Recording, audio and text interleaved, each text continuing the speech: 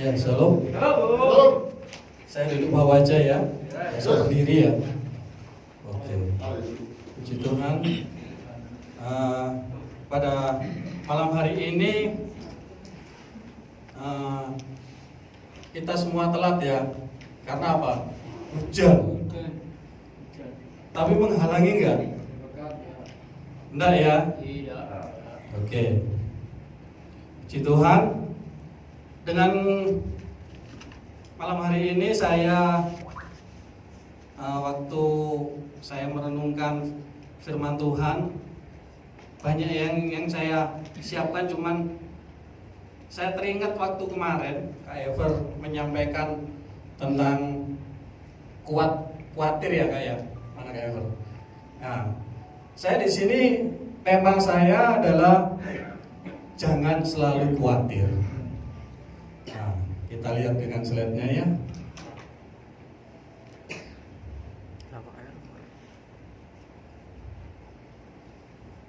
Jangan selalu khawatir.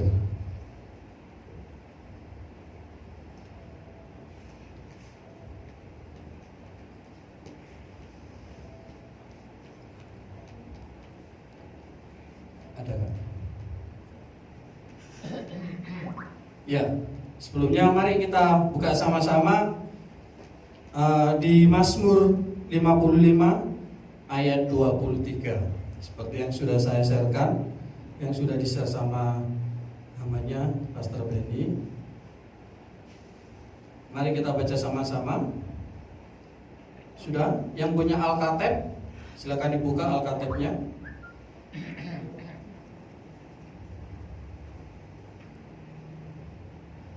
Sudah ya? Mazmur 55 ayat 23. 3, 2, 1.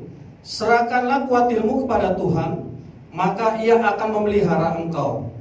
Tidak untuk selama-lamanya dibiarkannya orang benar itu goyah. Ya. Puji Tuhan, saya di sini menyampaikan jangan selalu khawatir. Itu ada 3 poin yang harus saya sampaikan. Poin yang pertama yaitu saya bacakan di ayat yang 50, ayat yang 23a. Ayat yang ke-23a, serahkanlah khawatirmu kepada Tuhan. Nah, di sini dikatakan serahkanlah khawatirmu kepada Tuhan. Kenapa kita sebagai anak-anak Tuhan itu selalu khawatir, bingung, susah karpe dewe? Kalau orang timur ngomong begitu ya. Nah, di sini saya ngasih poin yang pertama, sangat berpengaruh. Kenapa sangat berpengaruh? Yang pertama adalah berdampak dalam kehidupan kita. Contohnya begini.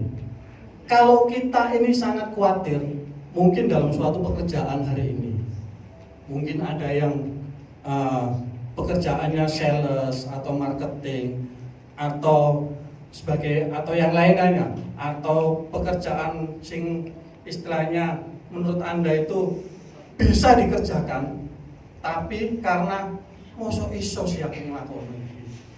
Contoh seperti saya. Saya ini basicnya, saudara, juga orang marketing, orang salesman. Saya salesman itu kurang lebih 8 tahun. Waktu saya menjalankan nyari orderan, yang saya gelo itu adalah di daerah Pamekasan. Kenapa? Karena di situ saya tidak dianggap. Saya masuk di salah satu toko, itu sudah langganan sih, sudah menjadi list bagi saya. Saya masuk, dia sudah order sama yang dahulu. Tapi begitu saya datang, tidak ada respon sama sekali. Karena apa? Kalau saya tidak melakukan supaya saya dapat order untuk toko ini, berarti saya gagal. Tapi saya berusaha melakukan supaya saya dapat orderan. Bagaimana caranya? Biarpun ya saudara ya, ini dampaknya dalam kehidupan kita. Poin yang pertama, dampaknya dalam kehidupan kita. Kenapa?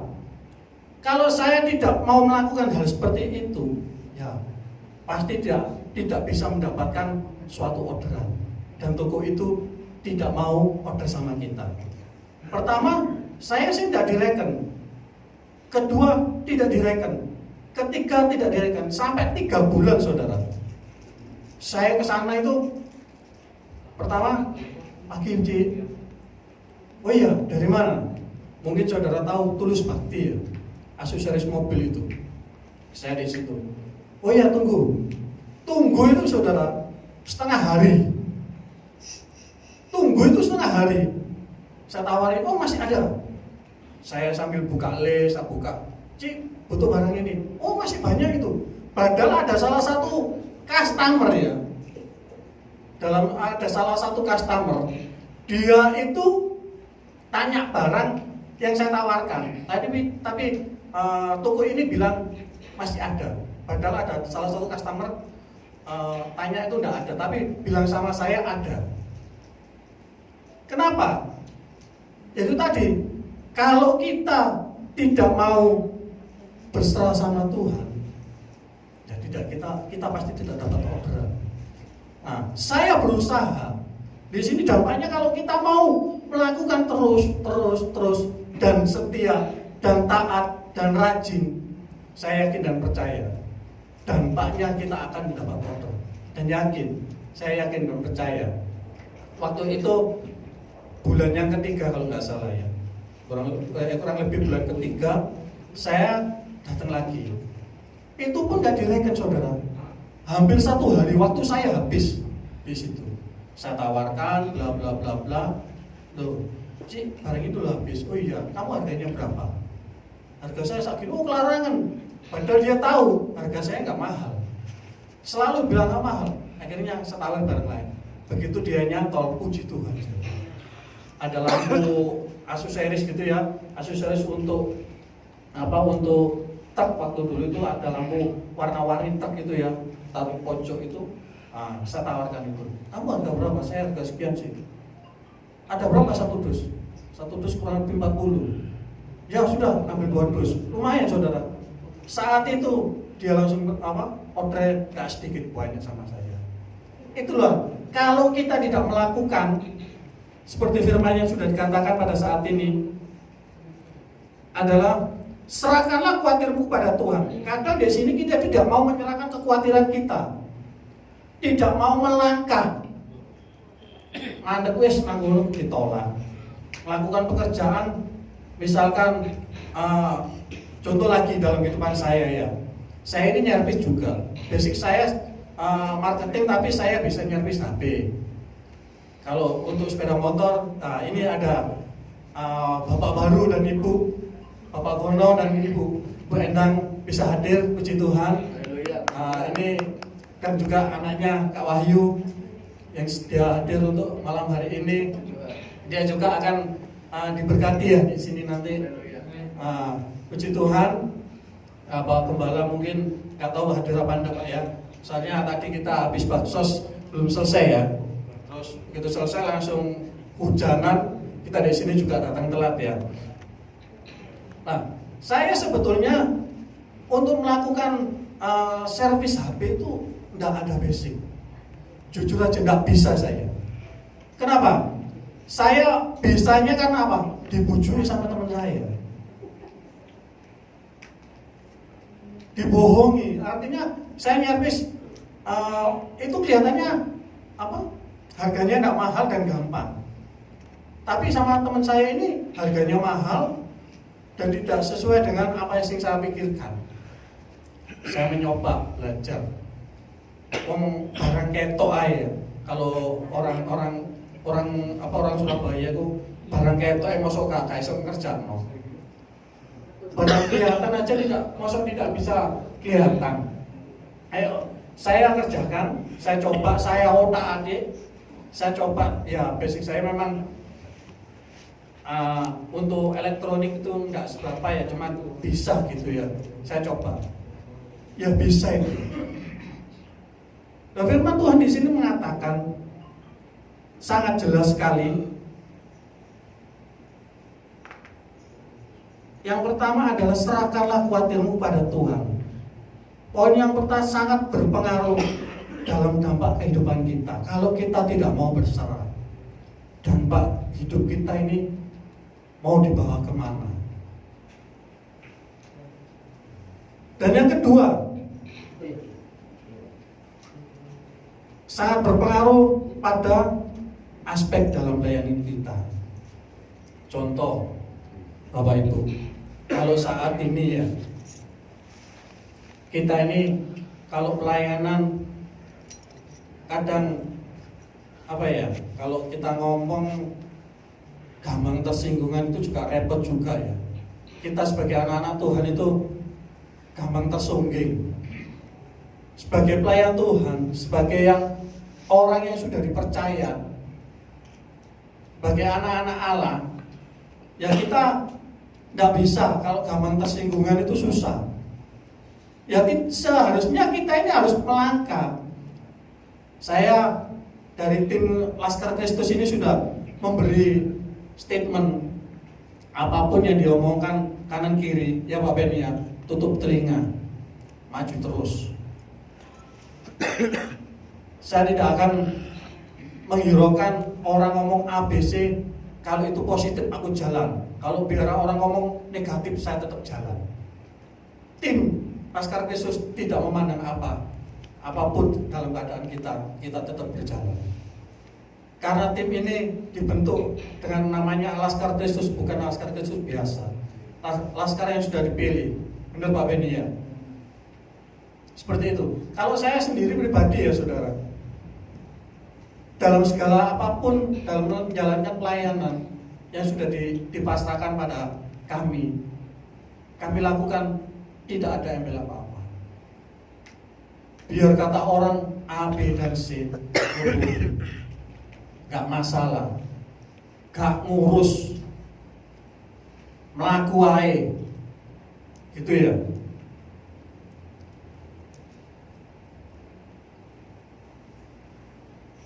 Sudah bisa kan? Belum? Oke. Yang pertama adalah berpengaruh dalam aspek kehidupan kita.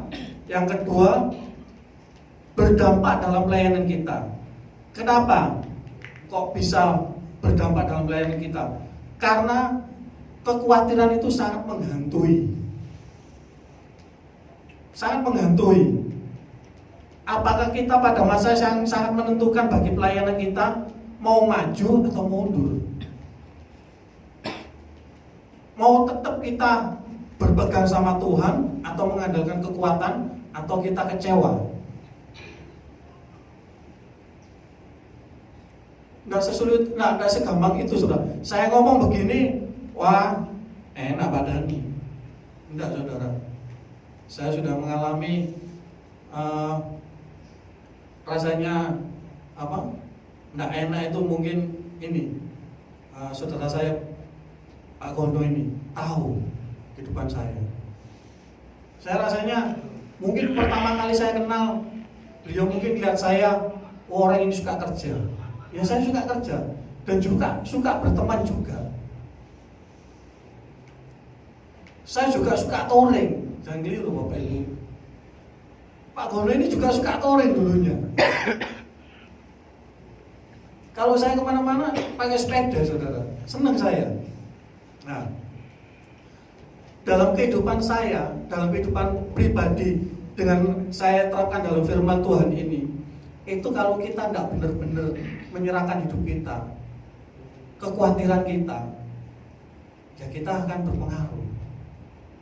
Pengaruh dalam aspek kehidupan kita, pengaruh dalam pelayanan kita.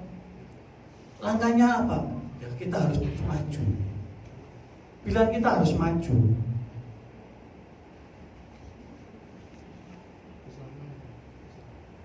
Pilihan kita tetap harus maju. Dan untuk menentukan keimanan kita pada Kristus. Itu yang pertama. Ayat yang ke-23a dikatakan kan, yang pertama, serahkanlah khawatirmu kepada Tuhan. Ini yang saya garis bawahi. Saya harus berserah. Kalau saya tidak mau berserah, ketiga hal ini mempengaruhi dalam kehidupan saya. Ya, itu berpengaruh, sangat berpengaruh dalam kehidupan. Ya, ini keliru. Aspek dalam kehidupan, yang kedua, aspek dalam kehidupan dan aspek dalam pelayanan. Keliru kayak bertulisnya. Ya, seperti itu. Terus yang kedua, poinnya kedua,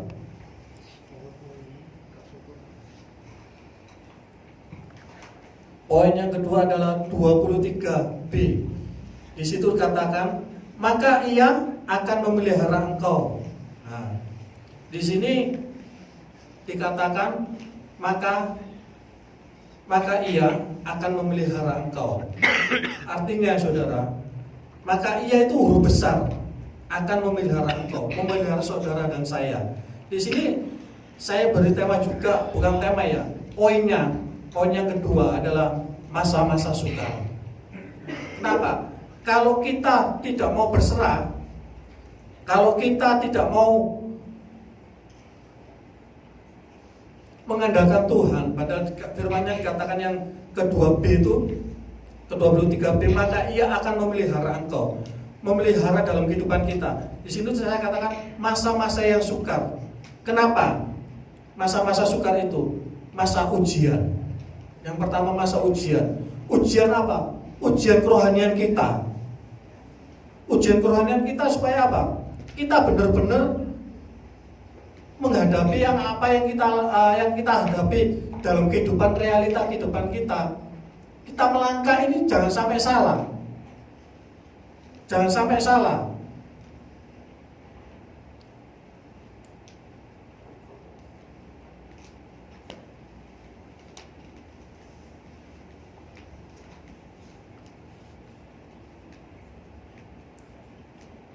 Di situ dikatakan juga yang kedua masa ujian dan masa pemurnian. Yang kedua masa pemurnian. Kita baca yuk sama-sama di 1 Korintus 13 ayat 1 Korintus 3 ayat 13 sampai 14.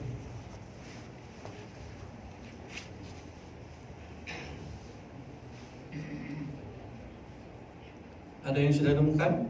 Minta tolong bisa dibaca. Salah satu.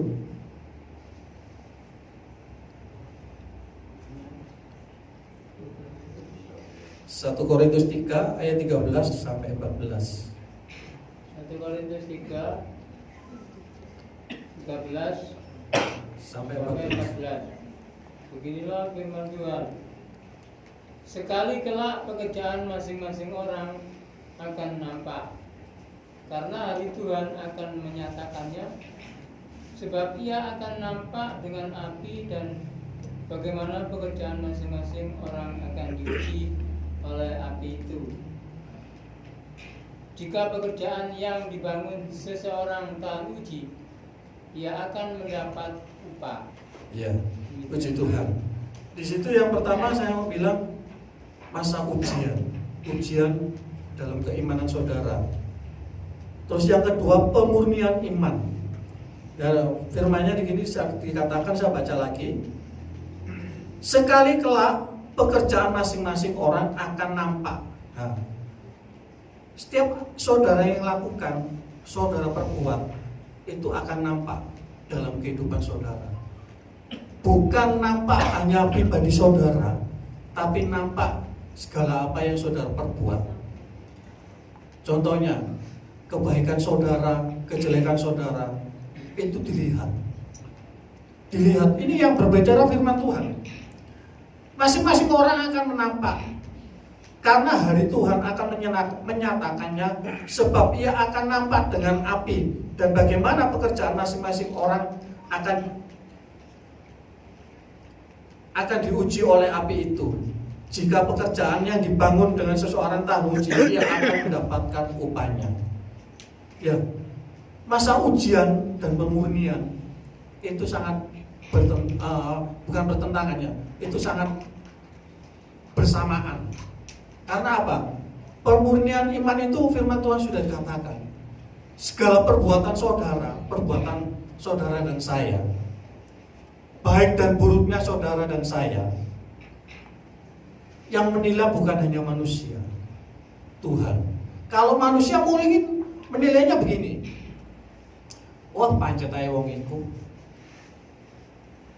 karena beda nih kami wong Jomblo. Wong Kristen ya sing ngono iku, ya suka mucuki, ya suka jalukan, sami mawon Pak. Kalau saya merenungkan firman ini tadi ya saudara, saya ini menyiapkan sudah 1 minggu sebelumnya. Memang sudah saya baca, cuman saya buka-buka lagi, saya merenungkan apakah cocok nggak ya Tuhan yang harus saya sampaikan. Hati kecil saya berbicara, lakukan. Tuhan, aku nggak ngerti maksudnya ayat ini bagaimana. Sudah lakukan. Antara suara Tuhan sama hati kita itu sangat tipis, saudara. Kalau suara Tuhan itu memang hati kita yang berbicara, tapi itu kuat kalau suara Tuhan. Berulang-ulang diomongno. Perkataan itu seperti tadi, Tuhan, saya nggak mampu untuk menyampaikan ayat ini. Saya nggak bisa Tuhan. Terus ayat itu mengiang-iang dalam pikiran saya, dalam telinga saya. Sudah lakukan.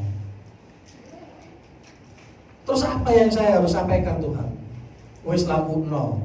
Enggaklah Tuhan, saya cari renungan lain. Tapi Tuhan selalu ngomong, wes lakukan. Terus tadi pagi habis saya doa bersama itu di Zoom ya, karena setiap pagi itu ada jam 4 Zoom. Mungkin teman-teman yang sudah saya daftarkan untuk join itu nanti akan gabung juga nanti. Di situ dikatakan renungkan, lakukan. Apa yang dikatakan orang itu tidak mungkin. Sudah, aku akan menyertai kau. Dalam hati saya deg-deg loh saudara. Jujur saya deg-deg. Gak bisa. Karena saya ini orangnya ya wis Tuhan. Bukan mengalir ya. Kalau mengalir itu kintir. Kalau mengalir itu kintir seperti orang mainan judi loh. Dikot duncalo 2 kayu. Tokono misal dari sini ke anak saya. Yang sampai anak saya itu yang menang. Bukan itu namanya itu kintir-kintiran. Pentol korek. Nah. Kalau yang duluan itu menang. Tapi Tuhan tidak seperti itu. Kita mengalir tapi dalam hadirat Tuhan. Ada juga yang melawan arus. Ada juga temanya berbeda. Saya pribadi kepingin Tuhan ajarin saya, pimpin saya dalam melangkah segala apapun yang saya kerjakan. Jujur ya saudara, kalau kita punya anak ini kalau kita tidak serahkan sama Tuhan, biarpun diserahkan sama Tuhan artinya kita pasrah sama Tuhan. Kita ngomong sama Tuhan, Tuhan berkati anak-anak kami, berkati anak-anak kami. Tapi anak-anak sekarang tetap bangkit, iya enggak? Tetap bahagia. Kenapa? Saya bilang begini juga ada anak saya juga. Ayo Gus, berangkat. Sik Bapak. Tapi kalau suruh berangkat gereja, budal langsung saudara. Untuk pekerjaan gereja, langsung budal. Tapi kalau saya suruh disuruh istri saya, si alasan. Loh iya, itu si alasan. Anak-anak sekarang kadang pembicaraannya seperti itu. Ada juga kadang kita memberitahu, ojo ini loh, Lupa aku lu wis gede, Pak. Aku ngerti sing apik sing elek. Ya enggak? Yang merasa anak-anak seperti itu, saudara. Nah, kalau saya memperhatikan di ayat ini, masa ujian, masa pemurnian, apakah kita mau melangkah terus maju? Atau kita mundur dalam kerohanian? Itu pilihannya bagi Bapak Ibu semua. Yang bisa menangkap hanya Bapak dan Ibu semua. Kalau saya, kenapa ayat yang ke-23b itu dikatakan, maka ia akan memelihara engkau. Kalau Tuhan tidak mau memelihara saudara, ya saudara akan melakukannya dengan sia-sia. Percuma kita berkumpul teman. Saya percuma, saya juga tidak ada faedahnya. Hujan-hujan loh Bapak Ibu, bisa hadir tempat ini. Yang saudara cari apa? Saya kembalikan ke Bapak Ibu. Kita sambil sharing. Tujuan Bapak Ibu datang ke ibadah pujian dan penyembahan ini apa? Ayo. Apa? Takut sama Bapak Gembala? Apa takut, wah karena aku sudah menjabat di sini? Atau wah aku kok ketemu kabeh kanca-kancaku? Atau juga wah aku tugas dino iki aku bisa gak iso kudu teko udan nek. Halo. Bagaimana menurut Bapak Ibu semua? Apakah Bapak Ibu mau maju atau mundur? Itu pilihan Bapak Ibu. Amen. Poin yang ketiga, yang cepat ya, nanti juga disampaikan oleh Bapak Gembala juga. Poin yang ketiga, jangan berdalih atau alasan. Ayatnya adalah yang ke-23C. 23C. Di situ kan saya bagi-bagi. Tidak selama-lamanya dibiarkannya orang benar itu goyah. Pokoknya kan dikatakan jangan berdalih atau alasan. Kebanyakan kita kalau disuruh datang atau dikasih pelayanan atau dikasih sesuatu lah, aku gak iso. Aku gak iso ngelakuno. Aku saiki repot. Loh ini aku harus ketemu dengan orang A, aku harus ketemu dengan orang B. Aku kalau gak ketemu, kapan lagi? Sedangkan doa pujian dan penyembahan itu kan hampir setiap Jumat pasti ada. Itu loh, kadang manusia itu selalu dihadapkan dengan, kalau bahasa Inggrisnya itu begini, saudara, bahasa Inggris suka ngalihkan perkataan atau perkara. Ya, bahasa Inggrisnya begitu. Atau mengalihkan pembicaraan. Kenapa? Banyak orang-orang yang saat ini itu dikatakan, poin yang saya garis bawahi di situ adalah khawatir bagi kita itu sangat wajar untuk saat ini. Ayo kita baca semua yuk. Di sini poin-poinnya sudah keluar nih. Kita baca di Matius 6 ayat 27.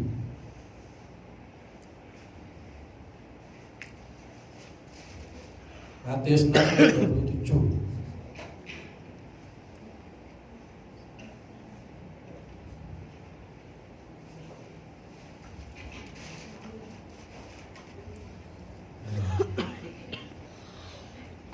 Bukan nggak boleh orang khawatir. Khawatir itu boleh. Firman Tuhan mengatakan khawatir itu boleh, tapi untuk saat ini. Yang sudah dapat bisa bacakan. Siapakah di antara kamu yang karena kekhawatirannya dapat menambahkan sehasta saja pada jalan hidupnya? Nah, itulah. Dikatakan siapakah di antara kamu yang karena kekhawatirannya dapat menambah sehasta saja saat jalan hidupnya. Artinya begini saudara, kalau berbicara sehasta itu istilahnya, kalau saya mencari itu sehasta kurang lebih ini loh, dari ujung tangan saya sampai ke siku. Atau kalau saya dulu suka memimpin baris berbaris, setengah lengan, setengah lengan, gerak, ini saja semua. Tidak bisa menambah sejengkal saja dalam kehidupan kita. Karena apa? Kekhawatiran itu menghantui saudara. Wajar, orang khawatir itu wajar. Saya juga pernah khawatir masa depan saya. Tapi begitu saya dikasih kepercayaan di sini, sudah saya lepas kekhawatiran itu. Saya pandang, biarpun kata orang A, B, C, D sampai Z, saya tutup kuping, saya melangkah, nggak menghiraukan tentang itu. Terus ada yang kedua lagi, khawatir itu pendek. Khawatir itu sangat pendek. Di Amsal 12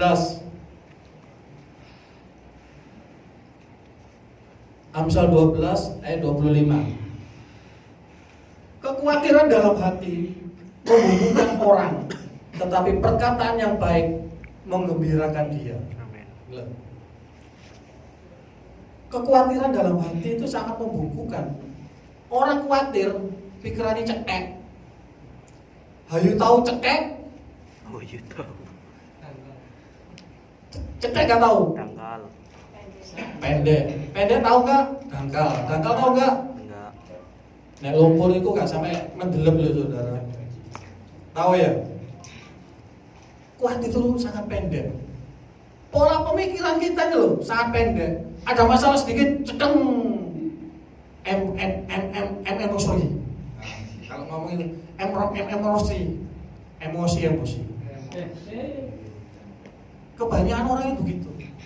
Dikasih masalah sedikit, sudah enak-enak jalan, pelayanan oke, pekerjaan oke.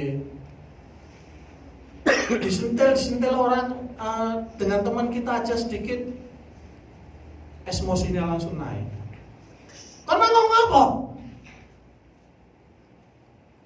Karena ngerasain aku nang buri yo.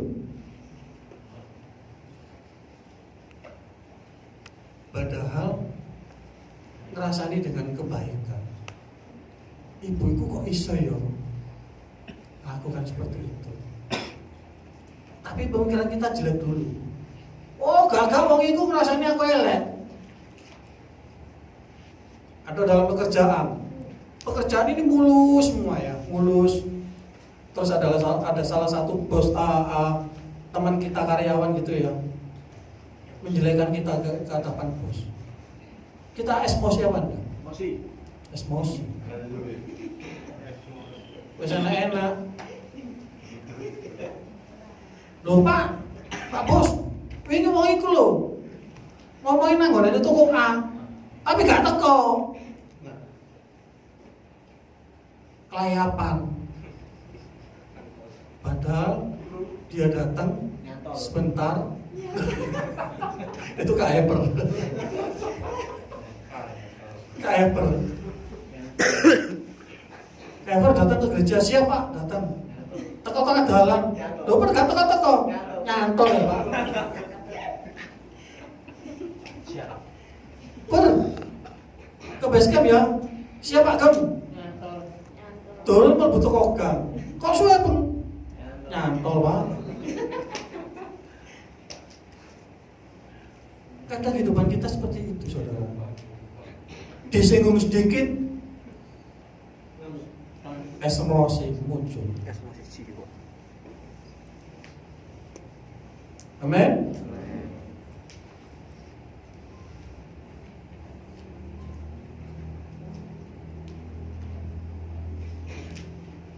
Yang terakhir ini kelihatannya.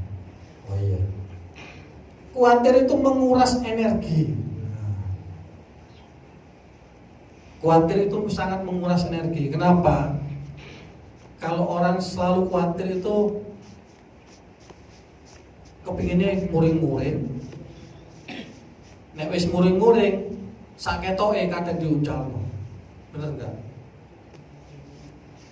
Kalau enggak gitu, pola pemikirannya tidak bisa kontrol, pola ngomong atau ucapan atau bahasa Inggrisnya cakeme gak terkontrol. Ayo kita baca sama-sama.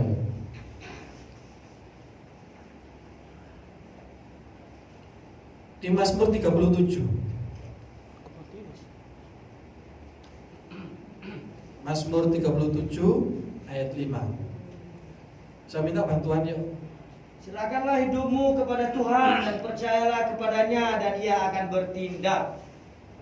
Amin.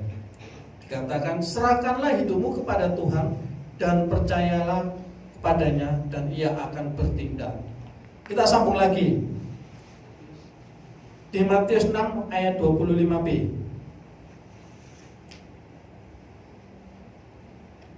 Ada lagi? Yuk. 25b bukan. Mulai dari bukankah. Matius 6 ayat 25b. Bukankah hidup itu lebih penting daripada makanan dan tubuh itu lebih penting daripada pakaian? Amin. Ya di sini dikatakan kekhawatiran itu sangat menguras energi. Ayatnya sudah saya dapat ya. Di sini dikatakan serahkanlah hidupmu kepada Tuhan dan percayalah kepadanya. Dan yang kesambungannya dengan bukankah hidup itu lebih penting daripada makanan dan tubuh itu lebih penting daripada pakaian. Kehidupan kita sama Tuhan itu sangat penting. Jujur aja ya saudara, kalau saudara datang ke tempat ini terus pulang tidak mendapatkan sesuatu apapun, sia-sia. Jujur, saya belajar ya, biarpun itu firman-Nya mengena atau tidak, atau dibilang itu firman-Nya legi atau pahit, saya akan merasakan, saya akan mengunyah, dan saya akan mensyukuri. Karena apa? Kalau saya bisa hadir saat ini, itu suatu anugerah. Amin. Suatu anugerah. Biarpun hujan, biarpun katakan tidak ada hujan, tapi saudara hadir mencari ridha Tuhan, itu sangat luar biasa. Amin. Ayat yang paling terakhir lah, saya kasih bonusnya. Yes. Amin. Di Roma 14 ayat 17, di situ saya katakan adalah sebab kerajaan Allah bukanlah soal makan dan minum, tetapi soal kebenaran, damai sejahtera, dan sukacita. Amin. Amin. Di sini saya cuman menekankan ayat yang pertama sama yang terakhir. Yang pertama tadi dikatakan di Mazmur 55 ayat 23. Saya bagi 3 dan poin-poinnya sudah saya sampaikan. Serahkanlah kekhawatiranmu kepada Tuhan, maka Ia akan memelihara engkau. Tidak dibiarkannya untuk selama-lamanya orang benar goyah. Terus yang terakhir, ini sangat memegang dalam kehidupan saya ya. Sebab kerajaan Allah bukan makanan. Saya kesini bukan mencari makanan, saudara. Saya di sini mencari makanan kerohanian. Apakah saudara di sini mencari makan jasmani atau rohani? Cari makan rohani, bukan kepingin dilihat Bapak Gembala atau berkumpul-kumpul sama teman. Waktu dari situ saudara, saya merasakan, oh Tuhan, saya bersyukur ya, karena waktu yang sudah diberikan pada saya. Sebetulnya saya ini orangnya dibilang pemarah itu ya enggak, dibilang sabar itu ya enggak, tapi saya hanya bicara sama Tuhan. Kenapa? Kalau ada orang marah sama saya atau siapapun kadang ngomelin saya cuma satu, Tuhan biar Engkau mengasihi mereka. Cuman itu, Tuhan biar Engkau mengasihi saudaraku, Tuhan biar Engkau mengasihi keluargaku, Tuhan biar Engkau mengasihi temanku, Tuhan biar Engkau mengasihi kakakku, adikku, orang tuaku, anakku, istri, suamiku. Selalu berbicara begitu saya. Bukan saya ucapkan, hati saya dengan Tuhan. Amin. Mungkin renungannya ini hanya pendek, singkat, tapi kalau saudara mau menyelami dengan poin-poin yang ada, saya yakin dan percaya kekhawatiran itu jangan selalu ada dalam hidup kita. Amin. Puji Tuhan. Kita akan berdoa. Ayo kita sama-sama doa.